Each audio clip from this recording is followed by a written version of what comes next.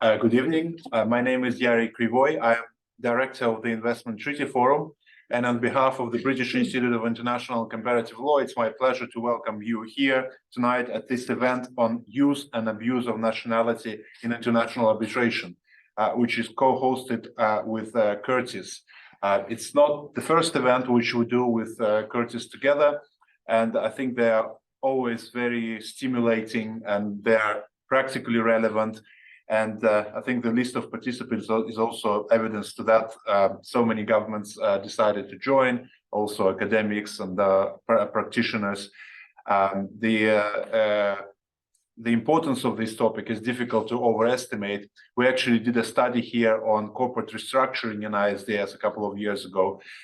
So this sort of issues always come up, deciding how to tribunals face very difficult questions, and I hope we'll have a bit more clarity on this by the end of this event. Before we move to the event itself, let me say a few words about the Investment Treaty Forum. Investment Treaty Forum is essentially a club of law firms, senior practitioners, and government officials who do investor-state arbitration and international investment law more generally.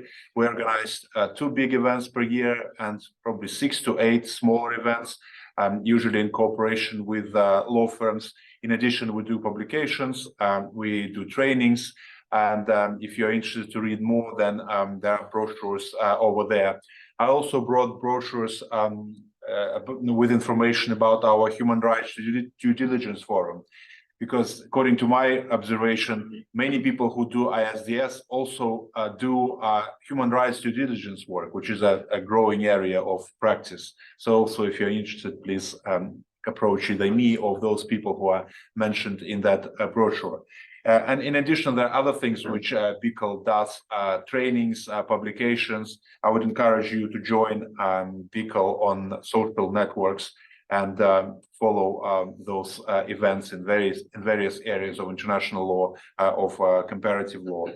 And when it comes to membership in the Investment Treaty Forum, most of our members are law firms, but we also have individual practitioners, and we also have around 20 or so governments which are members, and we offer governments free membership because we think it's important to give governments a voice and also to have them on our panels. So if you're interested in joining the Investment Treaty Forum, it just takes you completing a form and sending us to me. We have a few events already in the pipeline for the coming months. The next event will be on the 6th of December. We will talk about taxation issues in investor-state arbitration. And then on the 17th of January, if I remember correctly, we will have an event on dealing with trade law issues in the context of international investment law, and more specifically, requirements, production requirements in the context of ISDS, performance requirements and production requirements. Finally, let me encourage you to give us feedback about this event and about other ideas which you may have. We're always interested to hear how to improve and what other topics to discuss in the future. With this, let me introduce the chair of the speaker, and the main driver behind this event is Luciana Ricard from Curtis. She is a very experienced advocate, working primarily on issues of international investment law, but also on issues of public international law more generally. And it was actually her who primarily, her choice of these excellent panelists who will be introduced in a moment by Luciana. Thank you very much and enjoy the event.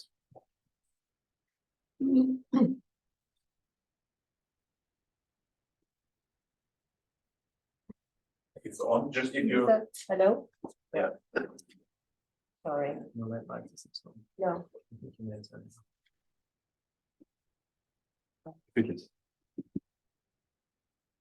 Can the online audience hear us? Can I? Yeah, that's better. Yes, very well. Thank you. Thank you, Eric. Thank you very much to BICL for hosting us yet again. It's wonderful to see so many familiar faces here in the room, and also so many familiar names connected online. As you know, as Eric said, and as you're all well aware, this event is going to concentrate on issues of nationality in ISDS, use and abuse of nationality. And if you practice in this area, you know that you will not no doubt be aware that there are several decisions that touch upon nationality planning by corporations and whether that constitutes abuse of process. And also, more recently, there have been numerous decisions relating to the dual nationality of natural persons, and we're beginning to see as well the debate on abuse of process in that context. So we thought that we brought you, speakers from different backgrounds, from the more like academic practitioner arbitrator's point of view, to discuss this topic with you. And with that, let me just briefly go and introduce our panelists today. We have Maria Milburn. Maria is an international judge, an arbitrator, and she's a former official of the United Nations. If we're talking about nationality, she's a dual Argentinian and Spanish national. She's specialist as well in public international law issues, with extensive experience in dispute resolution. In terms of appointments, she currently sits as the chair of the World Bank Sanctions Board and the European Bank for Reconstruction and Development, the IMF, and she was General Counsel of UNESCO and Director General of the Legal Division of the United Nations. Maria currently acts as arbitrator in ISDS cases and under all major arbitral rules and institutions, and she's an active member of the arbitral community, and as such, she's an observer at UNCITRAL Working Groups 2 and 3, and a member of the ICC Arbitration Commission, and also an advisor of the Board of Arbitration of the Court of Madrid. Maria, shall we start with you, and then I'll introduce each speaker before, so that we, so Maria, we would like you to, in our discussions, the idea was for you to cover in your presentation, just to frame the issue for us, the issue of nationality in investment treaties, and we wanted to start from a broader perspective. So could you please help us frame the issue of nationality and the abuse of process more broadly in international law? Thank you, Luciana. First, I would like to thank the British Institute of International and Comparative Law and Luciana Ricard and her team for organizing this event and inviting me to address this distinguished group of scholars and practitioners. The international arbitration system itself depends upon arbitrators understanding what is the narrow line between legitimate business practices and what may be characterized as an impermissible manipulation of the investor-state dispute system. That is to say, an abuse of right or an abuse of process, and put broadly in the words of Judge Kirsch-Lauterbach, and I quote him, "There is no legal right, however well established, which could not in some circumstances be refused recognition on the ground that it has been abused." The crux, of course, is to determine what are those circumstances. To begin with, I would note that, as pointed out by the Arbitral Tribunal in Orascom versus Algeria, the doctrine of abuse of rights is not limited to any one particular context. In other words, as Lauterbach said, there are as many potential situations of abuse of right as there are rights. In Orascom, the tribunal dealt with an unprecedented abuse, which involved a group of companies that instituted parallel proceedings related to the same investment dispute. And the tribunal found that conduct abusive due to the risk of double recovery, among many other reasons. But the scenario that many of us have in mind when we think of abuse of process in investor-state arbitration is a different one. We tend to think of situations in which an investor's nationality has changed, thereby leading to the creation of a right that did not previously exist. Indeed, nationality and abuse of process are inextricably linked. It is an investor's nationality that will determine which investment treaty applies, and therefore, which are the substantive and procedural protections that are available. In addition, the cornerstone of the jurisdiction ratione persona et ixi and under certain investment treaties is that a national may not bring a claim against their home state. These sine qua non criteria have led to many instances in which investors have attempted to improve their position through nationality planning. There is nothing wrong with nationality planning per se. It could be perfectly legitimate for an investor, a corporation, to structure a new investment in such a way as to maximize its protection. But this is very different from the scenario where an investor changes its nationality after a dispute has arisen or when it has become foreseeable. The link between nationality and abuse is not a new one, nor is it limited to the context of investor-state arbitration. The progenitor of the modern complexities of nationality and abuse of process is the famous Notenbaum case, 1995, at the International Court of Justice. Friedrich Notenbaum was a German national who had lived in Guatemala for 34 years. At the beginning of World War II, in 1939, Notenbaum applied for naturalization, which was subsequently granted by Liechtenstein. In his application for naturalization, Notenbaum sought dispensation from the condition of 3 years residence under the laws of Liechtenstein, and among other requirements, undertook to make a series of payments to the state, tax and otherwise. He obtained a passport from Liechtenstein in December of 1939, and he returned to Guatemala at the commencement of 1940, when the war had already started, to resume his business activities. Under Liechtenstein law in force at the time, absent a waiver, an applicant for naturalization lost his prior nationality. So when Notenbaum returned to Guatemala, he had lost his German nationality. The Guatemalan government, however, continued to treat Notenbaum as a German national and arrested him as an enemy alien. And in fact, what happened was that in order to vindicate Notenbaum's rights, Liechtenstein instituted an action before the ICJ for diplomatic protection, an action on his behalf. So the court was confronted with a decision on whether Notenbaum could be described as a Liechtenstein national and adopted a test of what was real and effective nationality. The court had to determine what state had a stronger factual tie to the person concerned. And with respect to Notenbaum, such factual connection to Liechtenstein was, and I quote what the court said, lacking in the genuineness requisite to an act of such importance.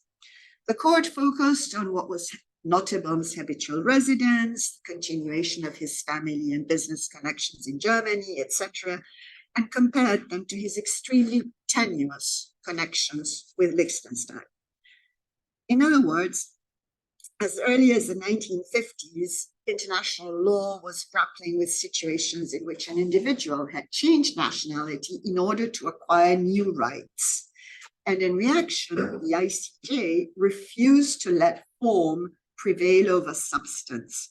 They imposed a requirement of genuineness, of good faith, perhaps.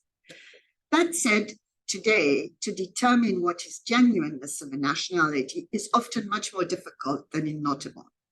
As foreign and direct investors have become increasingly multinational, arbitrators have had to strike a delicate balance between protecting investors' rights and prohibiting unfair manipulation of the international investment system. The overarching key to understanding abuse of process, therefore, is inextricably linked to understanding the concept of nationality under international law. My fellow panelists will address many salient issues and case law involving abuse of process, but as a preliminary matter, as Luciana said, I will offer some very brief observations on nationality under international law and how it must be determined. Several questions arise when an international tribunal has to determine an investor's nationality. These include questions about what evidence may be adduced in support or against a claim of nationality.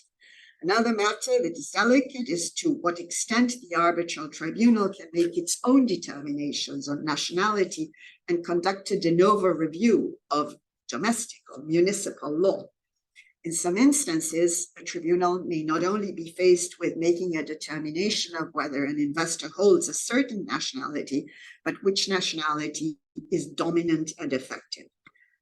I'm going to discuss 3 cases that touch on these and other issues in order to illustrate some of the complexities.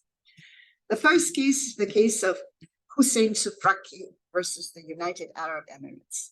This was a 2007 exit case that involved the BIT between Italy and the United Arab Emirates. Mr. Soufraki was an Italian citizen who had acquired Canadian nationality, but he attempted to enforce rights to a concession agreement in Dubai under the BIT between Italy and the United Arab Emirates. That BIT pointed to the law of the claimant's home state as determinative of nationality. And Mr. Soufraki presented several official documents from the Italian government confirming that he had retained his nationality under Italian law. The United Arab Emirates, of course, claimed that Mr. Soufraki's links to Italy were very limited and that he was not entitled to invoke the protection of the BIT. The tribunal, however, found that while the BIT directed the tribunal to apply the national law of Italy, Mr. Soufraki had to show that he met the international standard of proof for determining nationality. And the tribunal could conduct its own independent inquiry into the nationality law of the claimed state, irrespective of the documents that Mr. Soufraki had presented. And the tribunal held that Mr. Soufraki had in fact lost his Italian nationality, contrary to the assertions of the Italian authorities. The Soufraki case is helpful to situate issues of dual nationality within the broader context of abuse of process jurisprudence. Arbitrators, when determining their own jurisdiction, may be faced with questions of state law about which state or claimant has a strong vested interest. And protection of the investment arbitration process in these cases requires that, in the words of the Soufraki Annulment Committee, and I cite, a state does not have the last word when a question is raised before an international tribunal concerning the interpretation of its national law when it comes to a question on which the jurisdiction of the tribunal depends. The second case I wish to discuss is the partial annulment just a few months ago in a case called Edmund Kudian and Arin Capital versus Armenia. This is more complicated and could take a whole evening to discuss, but Mr. Kudian had been a citizen of Soviet Armenia prior to the collapse of the Soviet Union, the USSR, and Armenian independence. He had emigrated to the United States prior to the collapse of the USSR on a Soviet passport. The tribunal concluded that despite his emigration, Kudian held Soviet Armenian nationality and Soviet Russian nationality at the time of Armenian independence, and that that nationality had mutated into Armenian nationality when Armenia became independent. As such, the tribunal held that Mr. Kudian's claims were barred as those of a national against his home state, Armenia. The Annulment Committee in April 2022, however, disagreed. It concluded that the tribunal had committed a manifest excess of power in its analysis of Kudian's Armenian nationality, and that it had failed to properly investigate whether Mr. Kudian had in fact only maintained his Soviet Russian nationality and not his Soviet Armenian nationality, meaning that the complexities of post-Soviet law would not have actually converted Soviet Armenian nationality to Armenian nationality, and therefore the consequence was that the tribunal might have actually had jurisdiction. Third, and finally, tribunals sometimes will have to make an autonomous determination of what is the dominant and effective nationality. And take, for example, a recent award in 2019 in the dispute between Michael and Lisa Valentine and the Dominican Republic. It's an award that was a self-described, quote unquote, first impression review of the CAFTA, the Central American Free Trade Agreement's provisions on dual nationals. The Valentines were American citizens. They were born in the US, and in the late 2000s, they began to acquire property in the Dominican Republic while maintaining their US citizenship. And then they began a dispute with the Dominican government over an environmental permit for a luxury resort that they planned to build, and they eventually filed an arbitration under the CAFTA. The majority of the tribunal as the majority of the tribunal noted, the CAFTA itself presupposes that dual nationals have one nationality that is dominant and effective over the other. There's a specific provision in the CAFTA, Article 1028, that says that the national shall be a person who is a dual national, shall be deemed to be exclusively a national of the state or of his or her dominant and effective nationality. So the arbitrators there had to assess which of the Valentine's nationality was dominant and effective. Was it the US or was it Dominican that they had acquired? And this is similar to what had happened before the court in the Notre Dame case, which of these nationalities was genuine. And that the majority of the Valentine Tribunal laid out 4 customary factors for effectiveness, which are habitual residence, personal attachment for a particular country, circumstances of naturalization, and whether the state is the center of the person's economic, social, and family life. As we will hear today, these difficulties become even more complex when the question of abuse enters the picture. Soufraki, Koudian, and Valentine did not concern cases of an abusive change in nationality, but understanding these basic principles that govern the determination of nationality is essential for any arbitrator faced with a potential abuse of rights claim relating to nationality. Thank you. Thank you, Maria. Thank you very much for that framing of the issue. We will next hear from Will, who's have the pleasure to work with at Curtis, his counsel, and he focuses his practice on investor state arbitration and international commercial arbitration, with particular experience, as you may have heard, representing states in ISDS cases. And he has been counseling multiple arbitrations under different rules, and he also has additional experience in assisting in litigation matters before local courts in arbitration relating disputes. And I've asked Will to discuss and walk us through what we are seeing in respect of nationality, planning of companies, and how tribunals are responding to that in order to sort of frame as well the discussion from the point of view of ISDS cases. And then we will hear from Javier in terms of natural persons. Phil, go ahead. You have 12 minutes. I can do that. Thank you for that. We can take a bit more, Maria. Thank you for that introduction, Luciana. And thank you again to Bickel for hosting us this evening. We're here today to discuss the use and sometimes manipulation of nationality to access the ISDS system, and where and how that would, in effect, constitute an abusive process by which such claims should be precluded. The focus of my 10 minutes, as Luciana said, will be dealing with the nationality of legal persons, corporate entities, where it's fair to say that this issue really came to the fore, and much of the concepts that we'll be discussing this evening developed. I plan to discuss only 2 core areas that the legitimacy of corporate nationality arises. First, the restructuring of corporates after it has become apparent that a dispute may arise, sometimes called retrospective corporate planning.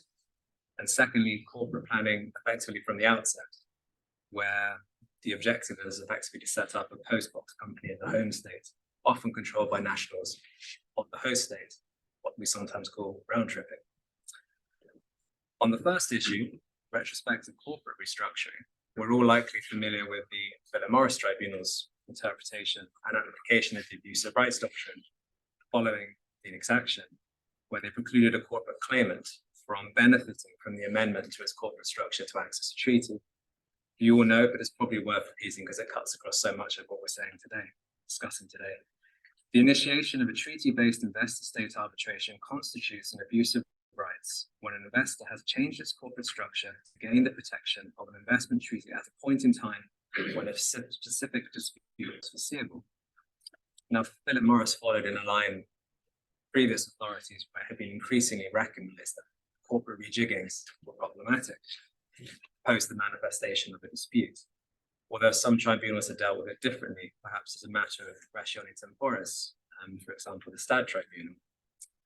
Tribunals often grappled with how to frame the issue of timing and where and how a claimant could be assumed to properly know a potential dispute had arisen, and that subsequently any restructuring would constitute in fact an abuse.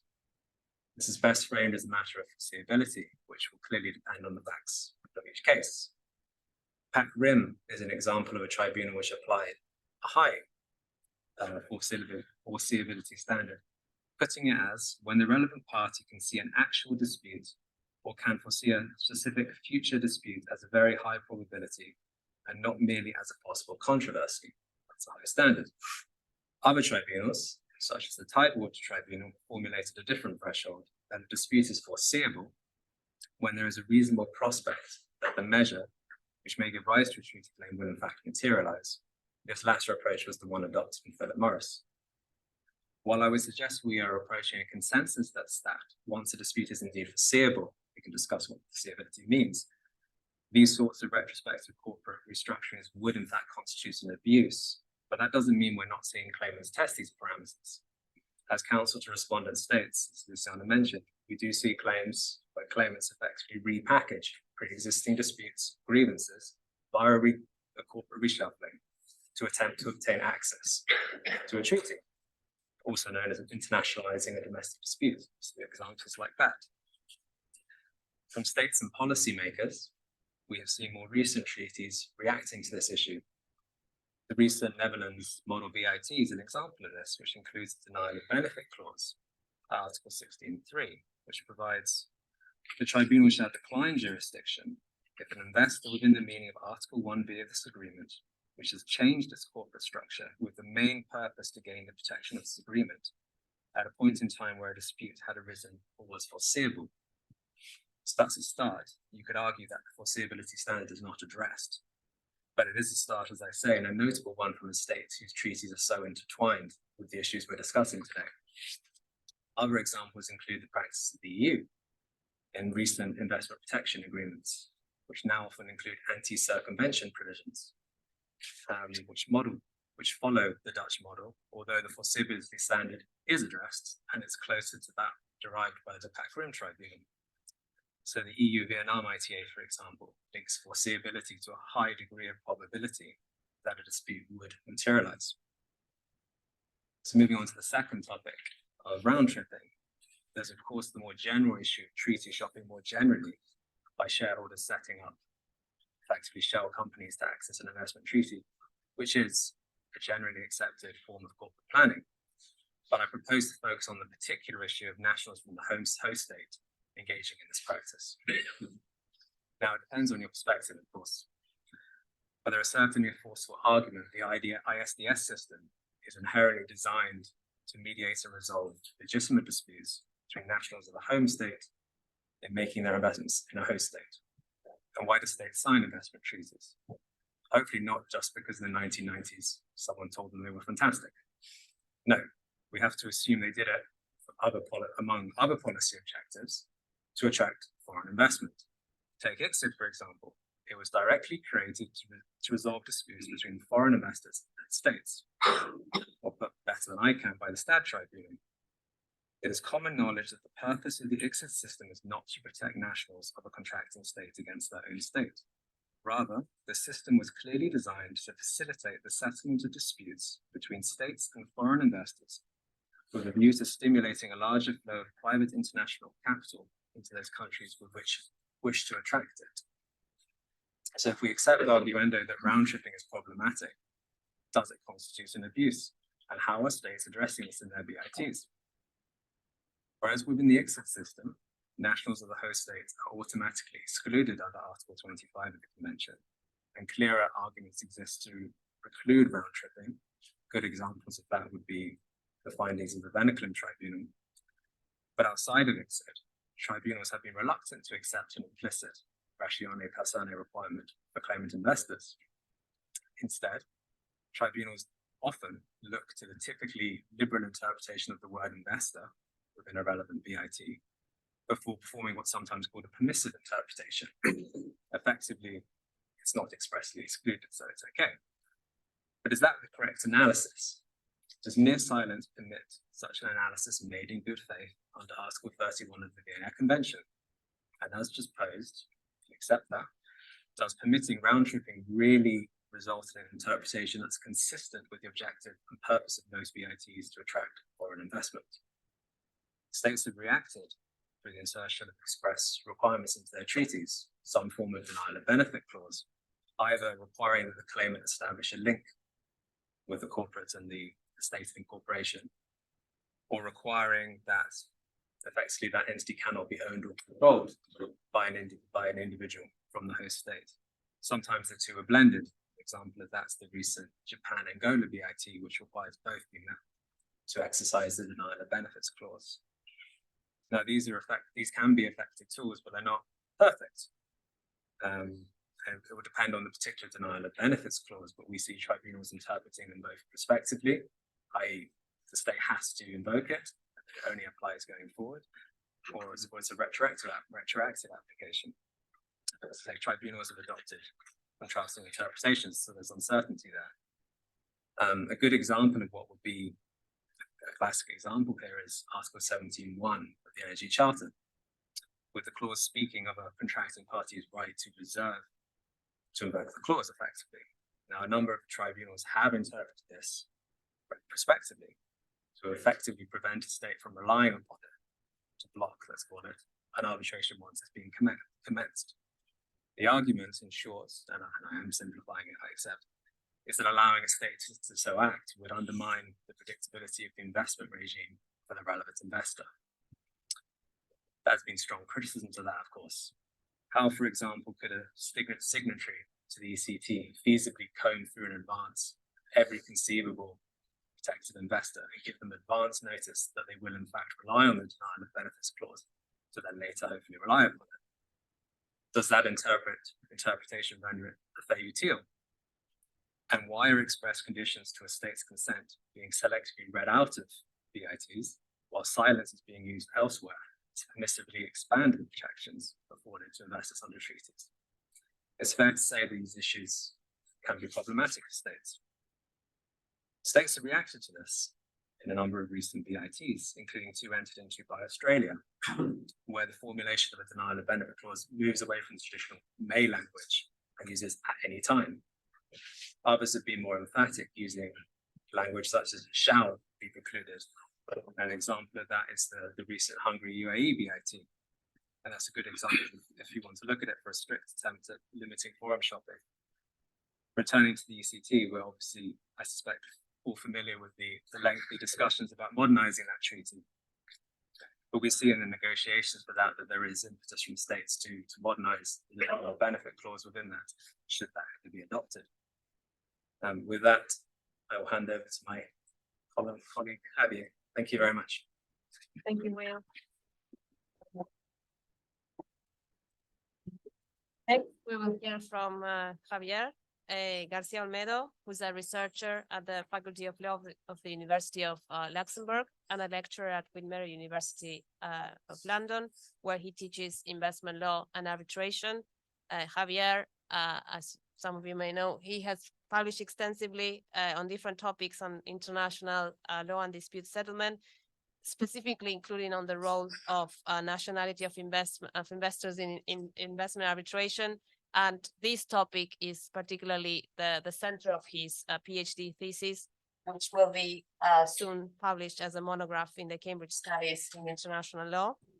And in addition to his academic activity, he has experience representing states and commercial entities in arbitration proceedings under all major arbitral rules and institutions.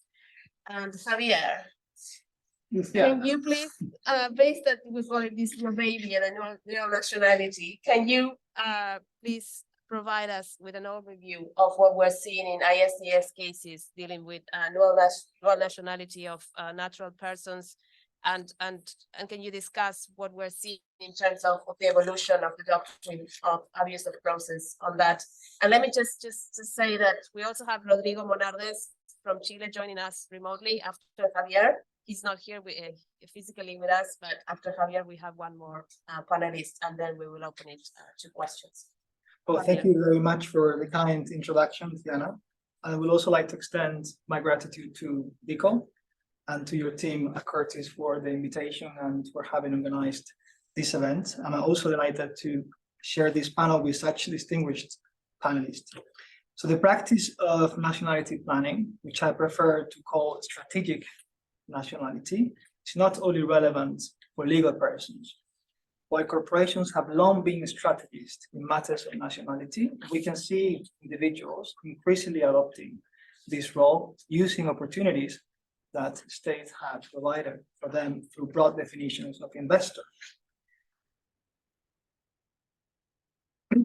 And the case of dual nationality illustrates this phenomenon. Over the last few years, we have seen a drastic increase in the number of claims brought by dual nationals. And I think it's important to clarify here that these claims do not only involve the classical scenario where the investor holds the nationality of both contracting parties to the treaty, but it also includes the less known situation where the investor has the nationality of the host state party and the nationality of a third state. And in many of these cases, respondent states have objected to the jurisdiction of the tribunal on two main grounds. The first one, which has been at the center of the discussions on dual nationality, is that the investor fell outside of the personal scope of the treaty because they failed to satisfy the dominant and effective nationality test. And states have asked tribunals to apply this test either as customary international law or a lex specialis, because the applicable treaty contained the test in the definition of investor. Maria has already discussed the approach taken by one of these tribunals in the case of Valentine's versus Costa Rica. The second round, which is the focus of my presentation, involves abuse of rights allegations, and this ground has raised the underexplored question of whether the abuse of rights doctrine should be extended to physical person, and if so, under which circumstances. And the arguments raised by respondent states in this context concern the investor conduct with respect to the change of nationality, and also with respect to the use of an already existing nationality. Allow me to illustrate these by briefly discussing two cases. The first one, and I already apologize for the pronunciation, is Zaza Ukwasvili versus Georgia, which concerns a claim under the UK-Georgia BIT. And I understand that the proceedings in this case are currently in the merits phase. The claimant is a Georgian national by birth who had invested in the Georgian television industry for different companies. It was undisputed that his investments were made when he exclusively held Georgian nationality. His BIT claim concerns a number of events that had taken place between 2004 and 2015, including the occupation by the government of the claimant's companies in 2004. And following this event, the claimant moved to the UK, where he naturalized as a British national in 2011, thereby becoming a dual Georgian British national. And he instituted the arbitration in 2019 under the rules of the Stockholm Chamber of Commerce, which are referred to as the SEC arbitration rules. And it's important to note that the Georgia-UK BIT only provides for the ICSID arbitration. And the ICSID Convention, as William rightly pointed out, contains an automatic bar to host state nationals. In an attempt to overcome this restriction, the claimants relied on the BIT's MFN clause to import the SEC arbitration mechanism from the Georgia-Luxembourg BIT. And the SEC arbitration rules are silent on the standing of dual nationals. Georgia argued that the tribunal was not competent to decide over a dispute that involved a purely domestic investment, and that the claimant's acquisition of British nationality constituted an abusive attempt to internationalize the dispute with Georgia. Georgia also maintained that the BIT's MFN clause cannot be used to undermine the exclusive choice of ICSID arbitration in the BIT and to cure the tribunal's lack of jurisdiction under the ICSID Convention. As for the abuse of rights allegations, the tribunal first noted that it was bound to apply the principle of abuse of rights as a widely recognized principle of general international law. The tribunal then relied on the standard adopted in cases involving corporate restructuring, like Philip Morris, the case that was just discussed by William, and the tribunal rejected the objection on the basis that, in its view, the claimant did not acquire British nationality with the instrumental purpose of bringing an action under the BIT when the dispute was foreseeable. So it was, in other words, irrelevant for the tribunal that the claimant's investments were made prior to him obtaining UK nationality. And the tribunal also rejected Georgia's argument on the MFN clause, which had the effect of enabling the investor to bypass ICSID's negative nationality requirements. The second case I would like to discuss is David Avon versus Costa Rica, an antitrust arbitration instituted under CAFTA. At the time of the initiation of the proceedings, the claimant was a national of Italy and of the United States. He relied on his US nationality to access CAFTA because Italy is not party to that treaty. He had, however, consistently presented himself as an Italian before the Costa Rican authorities in different contexts. In particular, he has used his Italian nationalities for the establishment and operation of his investment in Costa Rica. And he himself, and it is interesting, explained that this was more beneficial for his business to thrive because it minimized government obstruction as well as any perceived biases against Americans. So on the one hand, the claimant asked to be treated as an Italian national for purposes of his investment, given the associated advantages. And on the other, he asked to be treated as a US national for purposes of the expropriation of the same investment. Costa Rica argued that the claimant's convenient use of his Italian and US nationalities undermined the principle of good faith and reciprocity and was indicative of an abusive exercise of the right granted under the CAFTA. So here too, the tribunal relied on the approach taken in Philip Morris and did not consider that the claimant had engaged in abusive rights because his conduct did not involve a change, that is an acquisition of nationality, for the sole purpose of bringing the claim. So I don't know how much time I think. Yeah. So I would like to conclude with three observations based on these cases and more generally on the case law on dual nationality. The first is that the nationality of physical person also seems to have diminished to a mere formality, a mere formal status, a status that can be instrumentalized. Natural persons can also employ nationality strategies to assert investment claims in a potentially improper manner. The second is that tribunals are willing, and rightly so, to extend the principle of abuse of rights to physical persons in order to deter abusive manipulations of the international arbitration system. And tribunals have so far considered that the appropriate standard that should apply to that end is the one adopted in cases involving corporate restructuring. As to my third and final observation, I wonder if tribunals should consider going beyond the approach taken in cases like Philip Morris. Although the abuse of process doctrine has largely applied in the context of corporate restructuring, this doesn't mean that tribunals cannot develop a broader application of the doctrine. Natural person can adopt tactics that differ from those typically employed by corporate investors, and which can be equally detrimental to their opponents and undermine the fair resolution of disputes. And as claims by dual nationals increase, new types of conduct will likely call for tribunals to apply the doctrine of abuse of process. And I think that tribunal should not be reluctant to redefine and adapt the doctrine to the distinct nature of nationality or natural persons and the particular circumstances of the case. Thank you very much.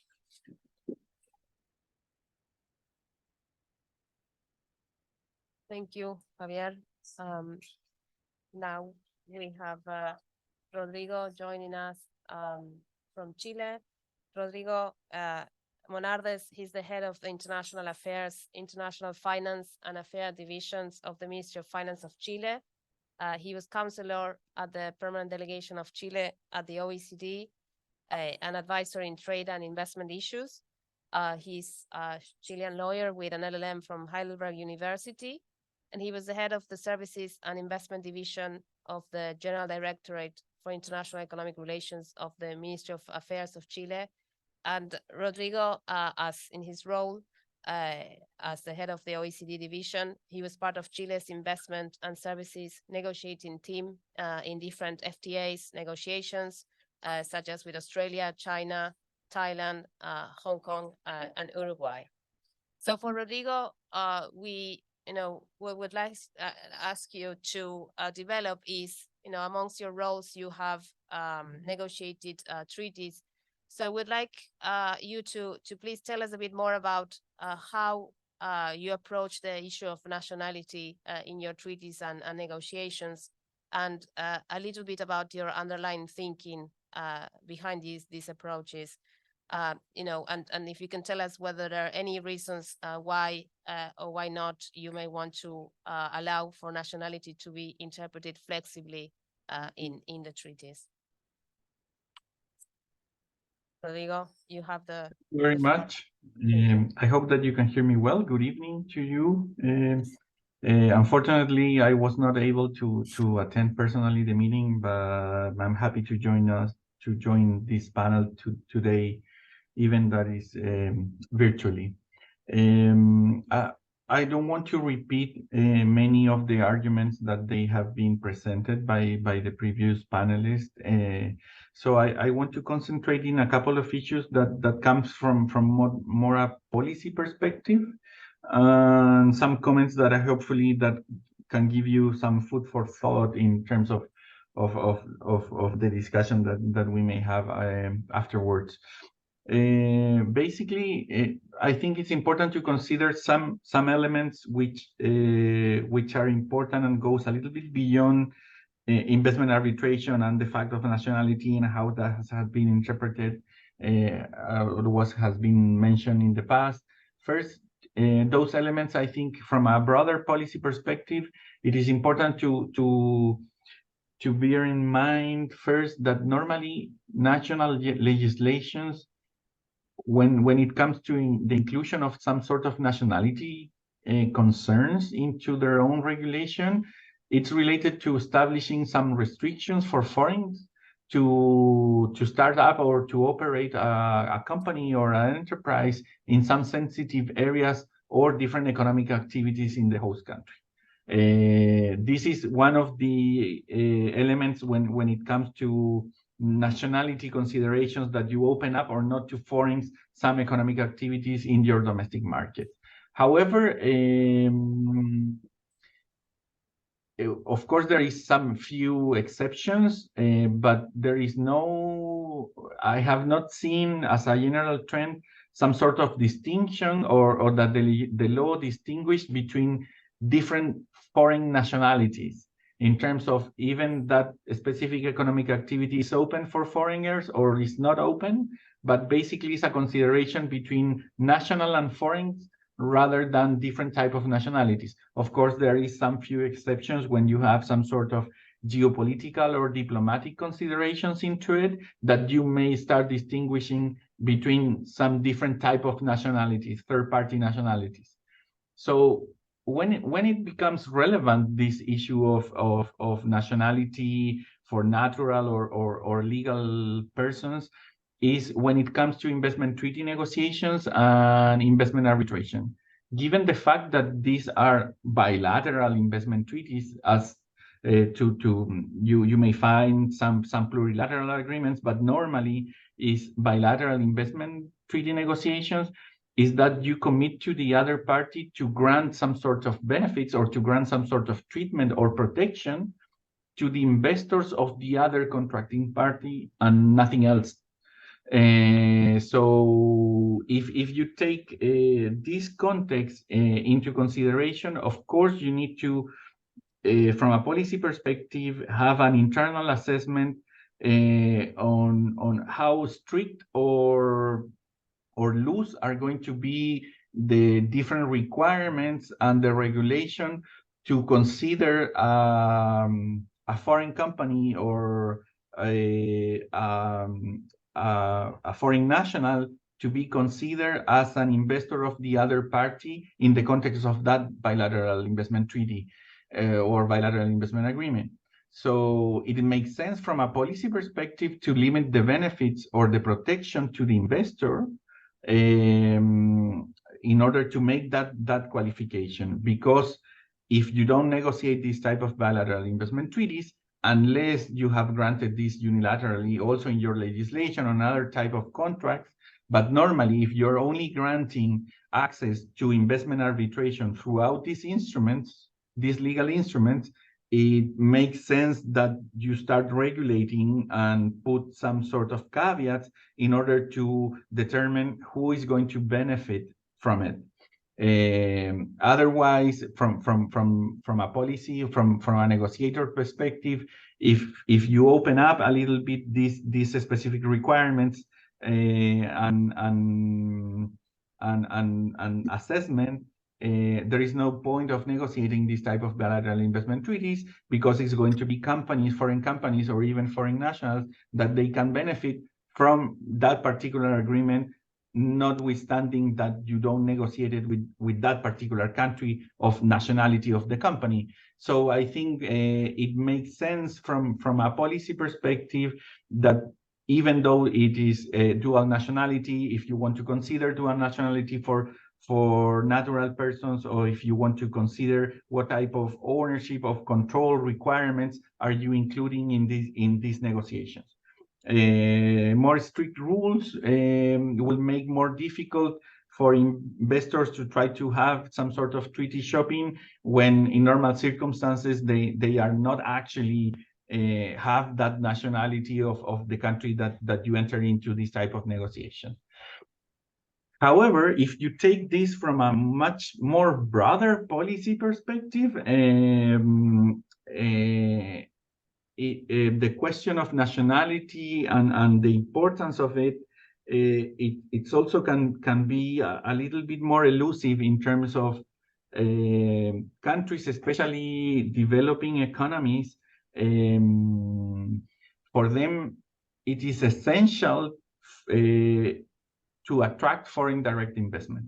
So when we are discussing this issue about nationality and the implications that may have for investment arbitration, if you're thinking for a much broader economic perspective in which FDI coming into your country will be essential for economic growth and for sustainable development, the answer about the importance of the nationality of the investment or the investor, I won't say diminish, but at least you start thinking a little bit more about whether it is so relevant and it's so necessary to have these type of considerations.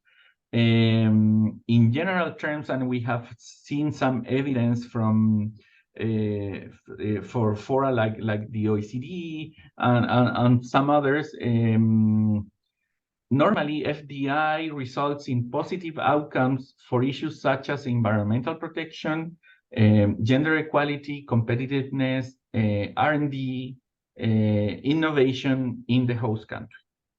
If you're able to attract FDI coming from specific countries in which they can have a positive impact in yours, then again, question, what's the point of start thinking about this issue of nationality? For many countries, as I mentioned, FDI is key, and especially in the current context in which billions of dollars are needed in order to mobilize these resources to address climate change, for example. Climate change, another type of urgent needs that has been affected also by the pandemic and the fragile economic recovery of the pandemic. Many developing economies are facing some need more urgently in order to address all the policies that they want to implement. So in the context of for example, implementing SDGs to align your net zero commitments under the Paris Agreement, you need to mobilize resources, you need to mobilize financing, and in this context, it's important that public investment is not going to be enough.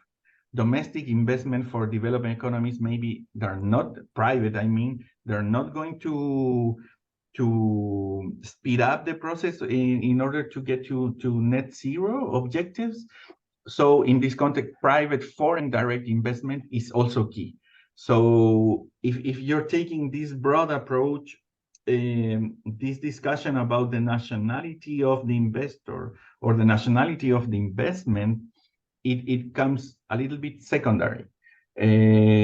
However, if you take that starting point, or just I say, or as I want to mention, that this parallel point, why do you continue to limit, to sort to speak, the benefits of the bilateral investment treaties, and especially nationality being so crucial for accessing to investment arbitration? And I think the question on how relevant the nationality is from this policy angle is also because you decided with whom are you going to enter into this type of negotiations. So there is a policy, let's sort to speak, at least preliminary analysis, that you want to enter into this type of negotiations with countries that you may think that the investment that they're going to attract in the investment that is going to be established in your country will have those positive contributions. So by those means, you start negotiating with countries that may have some sort of profile of the investment that you want to attract. So again, if you're taking that consideration on board, well, of course, the fact of nationality makes more sense in terms of that you want to grant the benefits of this type of investment coming from one country of origin or many countries of origin, but not all countries, because you think that the investment that it is crucial for your country, it is coming from companies that are, at least headquarters are established in some particular countries. So you don't enter into bilateral negotiations with all countries, but with a selection of some countries in which you think that this positive contribution or these broader effects, you are going to be benefiting from those in your host economy. So having said that, all these type of policy considerations, I think it is crucial to maintain some sort of specific regulation or requirements in order to identifying which type of investor should be benefiting from the agreements that you have negotiated. The thing that you want to avoid is type of free riders in which companies can make treaty shopping and actually being able to use the protection of this type of agreement when it comes from a broader policy perspective. Originally, the intention was not to cover those companies, just to cover companies coming from one or several specific countries in which you enter in these type of negotiations. So it is important to maintain, I will say, some clear rules in order to identify which are the investors that will be granted the protection of the agreements that you have entered into and have concluded negotiations, and not have a widespread effect in which many companies coming from different countries may have the benefits of these bilateral investment treaties. So what I wanted to mention is that at the end, in conclusion, even from a much broader policy perspective, in which you are trying to attract more and more FDI, there is some nationality considerations into at least the decision on with whom you start negotiating these type of agreements. You are not doing this with everyone, so it is important to have this consideration in terms of nationality concerns to preserve that in the context of the treaty from a legal standpoint, in terms of not allowing companies which in the first place, when you design this idea of negotiating bilateral investment treaty with different countries, to be benefiting from the protection of these agreements. With that, I will stop. I had other comments, but I think my time is up. Thank you. Thank you, Rodrigo. Thank you very much. Now, I mean, I think we have quite a bit of time for questions. I will open it up for questions of the audience, and I will ask you either online or here in the room to identify yourself. If you are online, you can turn the camera on and ask your questions. But before I do that, just a very brief ask to the panelists if they wanted to have any specific comments on on any of the presentations we've seen so far before we go into questions.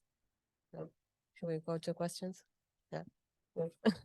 And thank you, Prof. I see on the chat there was a question about the two cases that were mentioned against Armenia and the Dominican Republic, and Professor Schor has very helpfully provided those references. So thank you.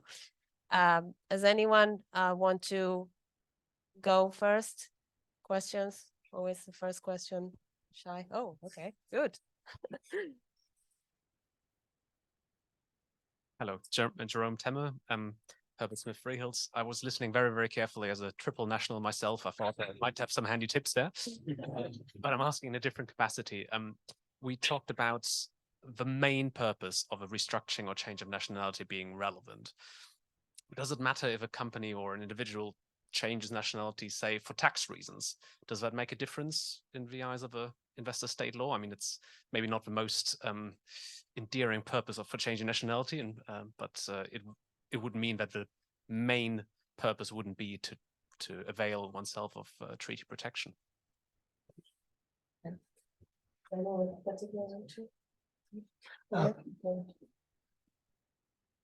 But I think it depends on the facts, and depends on whether we are before a round tripping scenario or free riding scenario.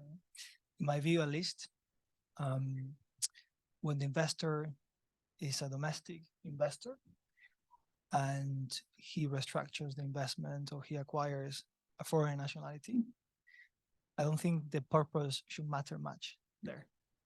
Because I don't think BITs or the ICSID Convention, for that matter, were designed to protect domestic investors. So in that respect, I think, it doesn't really matter.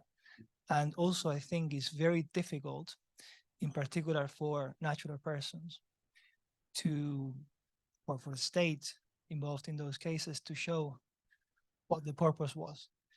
I mean, if you think about the case I discussed with Georgia, and if you go to a hearing and you ask the investor, why do you acquire British nationality? What do you think the answer is going to be? For a tax reason or because I have family living there, the investor would not admit that the nationality was acquired to access the treaty. So I think in that respect, I don't think the purpose should matter much, in my view at least. We have a question. Yeah, Gary. Yeah, I have actually two questions. The first question is about the most favored nation treatment, although it's not the main focus of this event. But to me, it sounds like a nuclear option. So if you have this, then essentially it doesn't matter what the rest of the treaty says. You know, you find any treaty in the world which is relevant to that state and say, we want this provision and that. Any views on this topic from the panelists? And another question is, so we talked about acquiring nationality, but I think we haven't talked about renouncing your nationality. And it can be quite a tricky process. Some states are very reluctant to allow it, and you can be a national of a particular state, you know, stuck for years and be treated, at least in the eyes of domestic courts and domestic jurisdictions, as a national of that state, although you may have nothing to do with that state whatsoever. Maybe the second question is not, I don't know whether it led to any practical points or not, but yeah, MFN and renouncing nationality. Any thoughts on that? So do you, Maria, do you want to know? I would No? say- You would say, you take the, Pronunciation, I could say that one. okay, do you want to comment on the MFN on the nuclear button? Yeah, so it's definitely, depending on your perspective, of course, again, it follows some tribunals having a very permissive approach to interpretation. Clearly, in the case that you referenced, there you had a direct, and part of the contracting party's consent was to provide for exit. Inherently, if you're providing for exit, you're ruling out nationals of the host state. So I can certainly see how it's problematic to allow that to be overridden through an objective like whatever that might be from tribunal members to enlarge their jurisdiction to hear disputes, be it for some perceived, I don't know, equitable desire to have an investor put in the right position or to secure certainty for the investors. But I'd agree with you that it'll be interesting to see how that case is applied going forward. There are, and I apologize, there is a case where the MFN, that argument went the other way. I think it was Rowan's. So you have contrasting authority where tribunals are saying that you're bound to what the contracting parties have provided for in terms of dispute resolution. You can't use MFN to get around it, for want of a better phrase. Thank you. Do you want to comment? You want to comment on the renouncing? Well, it's a very good point, and I consciously decided not to bring it up during my presentation, even though it's very relevant. And renunciation becomes relevant in the context of nationality planning, in relation in particular to the Exit Convention. And there are two cases, and one old case that I think we all know, Pay Casado. And I don't know if you know why renunciation was relevant in that case. Pay Casado was originally a Spanish-Chilean investor, and 2 weeks before initiating the arbitration, he renounced his Chilean nationality, and it was a valid renunciation under Chilean law. I didn't see in the words any arguments in relation to that renunciation, but for example, abuse of rights allegations. But it is clear that he renounced the nationality to access the Exit Convention because the Exit Convention excludes dual nationals from the scope of protection. And there is another case, very recent one, Marko, and again, I'm sorry for the pronunciation, Marko Nishavelik versus Croatia. And that case is quite interesting because there the investor was a dual German-Croatian national. He initiated exit arbitration. And he realized, I presume, that he was a dual national and he will be excluded from the central jurisdiction. And after he initiated the arbitration, he attempted to renounce the Croatian nationality. And the respondent state brought arguments, abuse of process allegations, arguing that the renunciation took place after the dispute had arisen, after the arbitration was initiated, and that was clearly a manifest abuse of process. The tribunal didn't examine that objection and declined jurisdiction on the basis that the investor was a dual national at the relevant date of Article 25 of the Exit Convention. There is, however, a concurring opinion, and where the arbitrator took a different view and decided to engage with the question of abuse of process and opined that the investor conduct was an abuse of process. And I think I'm gonna leave it there. I'm going to say who the arbitrator was. Thank you. Yes, Jean-Paul, you want to?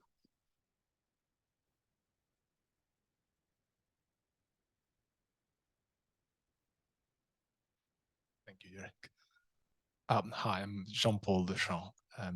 Run my own practice in investor state arbitration, and I was just very pleased to see Javier. We met, I think, some 10 years ago, fighting a case on dual nationalities. Yes, the first one. Yes, the first one, one of the first cases. So yeah, I've done a few cases on dual nationality, and I'm actually a triple national myself, so I'm very pleased to see others here. We can start a club or something. So I was very interested to hear, Javier, about the question of abuse of process on physical, on natural persons, which you're right, it's not one that has come across too much. And the point about tribunals being aware of it, I think it's a very good one. And in my view, though, sorry, and this is going to be more of an observation maybe than a question, but there is also a question. I see abuse of process in this context applying in a similar way as to what Ms. Vincent said earlier, which is, if you are acquiring a second nationality in anticipation of a dispute that's already materialized or that very clearly will materialize, I think that's a very, very similar to what a corporation would do by, restructuring elsewhere. You are basically seeking to obtain the protection of that second nationality. My impression, though, in the Georgia case is that what happened was slightly different, although it was framed as a question of abuse of process. And my understanding of the argument was that Georgia was claiming, well, this individual acquired his investments at a time when it only held one nationality. Then it acquired the nationality, the dispute materialized later. It didn't acquire the nationality for the purposes of obtaining jurisdiction under a treaty. The dispute materialized later. And in that sense, the argument was one, well, you acquired your investments at a time when you were not a dual national, you were only a national of Georgia, and therefore those investments should not be protected, which in my view, it's a separate question, which as you and I know well, there's been also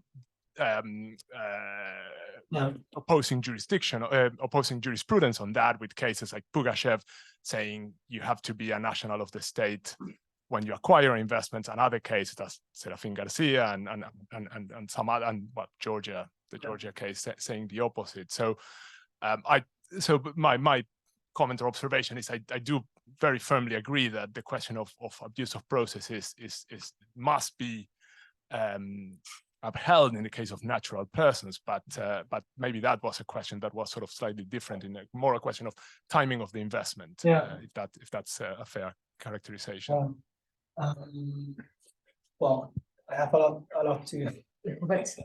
I know. Okay, but thank you very much, Jean-Paul, for the observation/question, and how to be short. So there were two arguments I think Georgia raised. One was, well, for Georgia, there was an abuse of rights. Aside from the timing and the purpose on Philip Morris, there was an abuse of rights because the investor internationalized the dispute. So he was, as you rightly mentioned, he was a domestic investor, domestic investment, and that in itself, without the issues concerning time and purpose, was in itself for Georgia an abuse of rights. But if you, I'm sure you read the award, that is also reference the tribunal makes to Georgia arguing that there were already confrontations with the state when the investor was only a national of Georgia. So I think there you can assume that there was a related argument on abuse of rights that brings us back to definite yes. And if you read that word and the fact of the case, and you see that this event that I mentioned, 2004, when there was the occupation of the companies, that event took place when he wasn't a British national. He acquired the nationality of the UK in 2011. And if you read the factual section, you see that for the investor, that event was like the initiation of what led to the claim. So that in itself is not even abuse of rights. That would be jurisdiction rational temporis, because there was already a dispute, which, you know, but the tribunal didn't see it that way, and the investor will say, oh, no, but the date for me was 2015 because of this. So if you read the word, you see a bit that respect that is, in my view, some contradiction in the tribunal reasoning. But yes, abuse of rights, domestic investor, and then these there possible arguments, Philip Morris. Yeah, I hope that answered your. We can discuss. No, that's very useful. Thank you. We have another, yes. If anyone on the online wants to ask a question, by all means, yeah, well, they can type it out. I can give them, they can unmute themselves and ask them. But yes, we have a question here on the floor. Thank you. This is Ioannis Milionis, associate at DWF. First of all, thank you for this wonderful discussion, very interesting and topical. My question is related to the legitimacy of the ISDS system. So arbitral awards that deal with nationality planning or forum shopping or treaty shopping, abuse of rights, abuse of process, they very clearly point towards the legitimacy of the ISDS system. As you might have seen, the UN General Assembly very recently got presented with a report from the UN Human Rights Commissioner. It's a very long report, but in a nutshell, what it does is that it criticizes very firstly the ISDS system and describes it as a mechanism that allows investors to request massive amounts of compensation from states, and at the same time prohibit states from following their international obligations vis-a-vis environmental concerns and human rights concerns. So what is the panel's view on the legitimacy crisis that the ISDS system is facing right now? Thank you. Thank you. Maria, would you like to take, we can also ask Rodrigo if he wants to remotely address that. Rodrigo, would you like to address this legitimacy question? Let's try to. At least this is from a public policy perspective. We are aware of the legitimacy issues regarding investor-state dispute settlement, especially whether this type of procedure or mechanism it's the appropriate one in order to address actually public policy. And I think this is important. This goes beyond nationality. With the issue of nationality, it comes, this is related to the fact that there is a public interest in this type of disputes. At least I can say I can talk about from experience and from what has been our experience in investment treaty negotiations and why we continue to do so. There is always room for improvement. We understand that the ISDS mechanism has particular issues when it comes to the procedure. It has particular issues when it comes to the type of adjudicators, arbitrators that we have, the ad hoc tribunals, there is some limited possibility to review the awards when there are some some legal and factual errors in the assessment of the award. However, at least, and this is more personal opinion and not the government of Chile, but the most important issue is not ISDS, and I think it comes to the treaties. As we discuss about the specific requirements and rules that you may have for nationality, it is important that you are aware about what are the commitments and the obligations that you are assuming when it comes to the negotiation of this type of treaties. It is basically, if you're thinking about the awards and how those awards have been awarded and what is the applicable law. The applicable law of these awards, it is bilateral investment treaties that you are negotiating as well. So if you want to change the system, it is important that you look a little bit more into the substance rather than the procedure. There is always room to improve the procedure. It is transparency rules, limitation of damages, limitations of statutory limits, many things that you can do on procedures. And we totally agree that there is much room to improve the ISDS system. However, I think the most relevant issue, for me at least, is basically the obligations, the content of the obligations that you negotiate. How do you negotiate it? And then try to understand if your national legislation and your legal framework may have some problems with the type of obligations that you are agreeing here. And then there is a discussion about the extension or the treatment that is granted under these agreements. How do you limit the benefits? How do you are more precise on NNT, MFN, fair and equitable treatment, or MST, whatever the approach is that you're taking. It is important to be aware about the content of this type of obligations. And of course, even though that the comment that I already made, I think this is also one of the reasons that we are actively engaged in the discussions about reform and investor state dispute settlement reform under UNCITRAL, Working Group 3. We are assessing the different possibilities that you have there with a multilateral investment court. Not necessarily that this is going to be the answer of all the issues that you can be raising about legitimacy. There is also issues on that discussion, but at least from Chile's perspective, it has been more focused, at least our work, in improving our bilateral investment treaties or investment chapters in free trade agreements, rather than focus on procedure. Even though in those treaties, we also talk and regulate procedure, and we change procedural rules that we think that we can improve the system. However, I think the underlying discussion is not only about ISDS, it's also about what countries are negotiating in their bilateral investment treaties. Thank you, Rodrigo. If we can take one more question. Still have, okay. Hi, I'm Lakshna. I'm an associate at Quinn Emanuel. Thank you for the very engaging discussion. I had a very simple question, actually, with respect to the Soufraki case that was discussed. I'll be interested to know what you think about the extent to which a tribunal should go into the questions of national laws. Because in that case, I believe the Italian government had issued official papers to the effect that Mr. Soufraki is an Italian national and so on. But nevertheless, the tribunal decided it had the power and it indeed needed to examine on its own whether he did hold that nationality for the purpose of their jurisdiction. So I'd be interested to know your thoughts on this. Thank you. Claudia. Thank you, Luciana.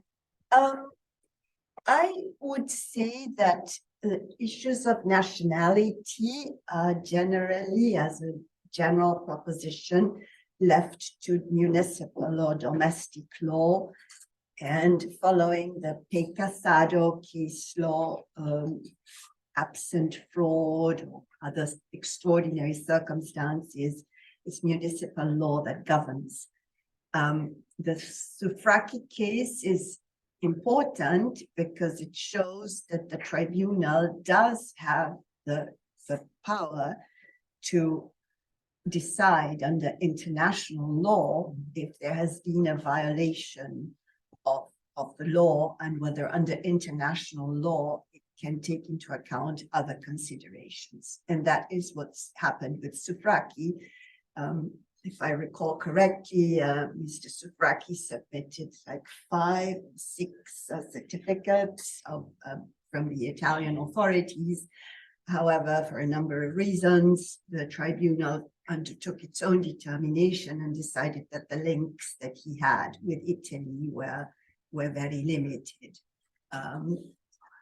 That is that is a particular case that shows circumstances where this can happen.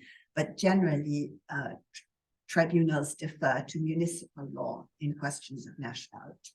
I don't know if my co-panelists have any other comment to make on this. Comment? No, Rodrigo. Sorry, there's a question in the chat about finding the Georgia case that you referred to. No, I think it's probably available on Italo, but if not, we can if you. Yes, I thought that they had a question about the case. No. They had a question about accessing the case. Yes. I don't know. I don't think they found it, but we can we can get in touch with us and we can send it to you if you can't find it. Let's just have. I think, Gary, can we have one more question? Yeah. Can we have? Does anyone have another question? Okay. Yes.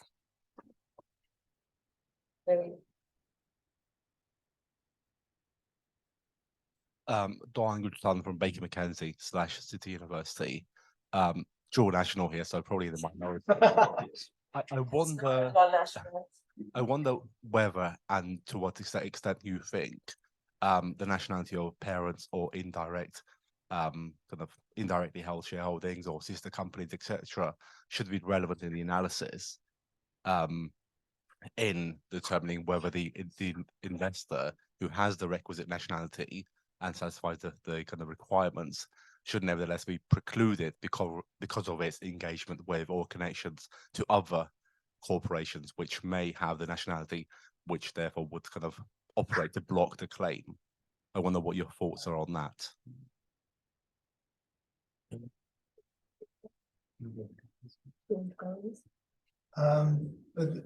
Well, yes, that's the the whole debate on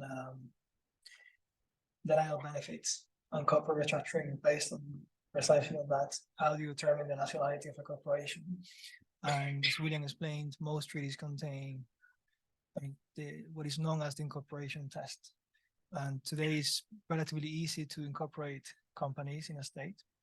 And the question is, what happens when the company is controlled or managed by a state, by a national that is based in a state that is not part to the treaty? And the debate is about that.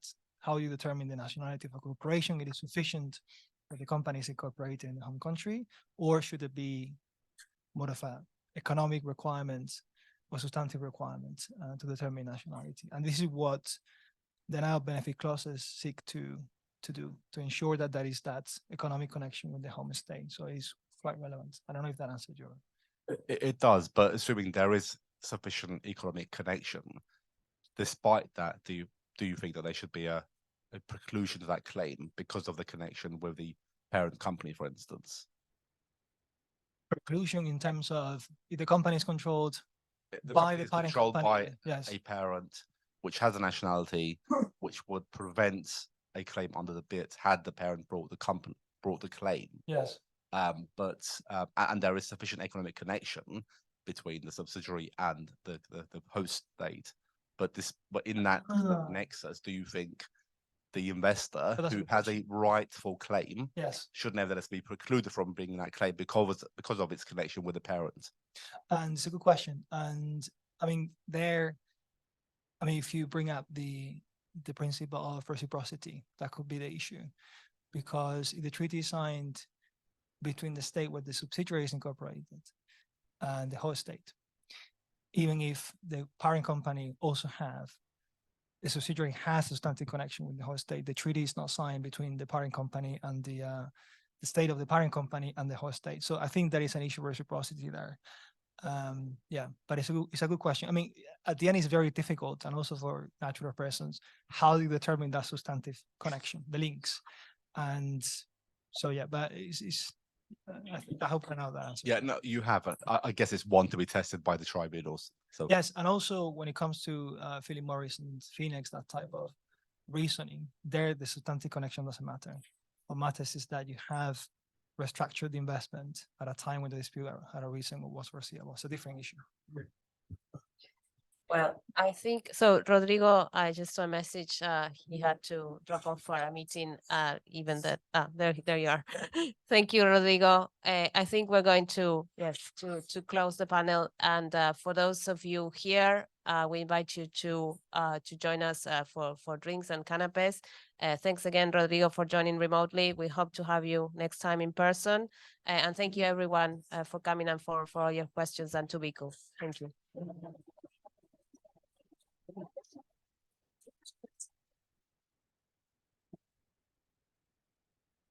Thank you.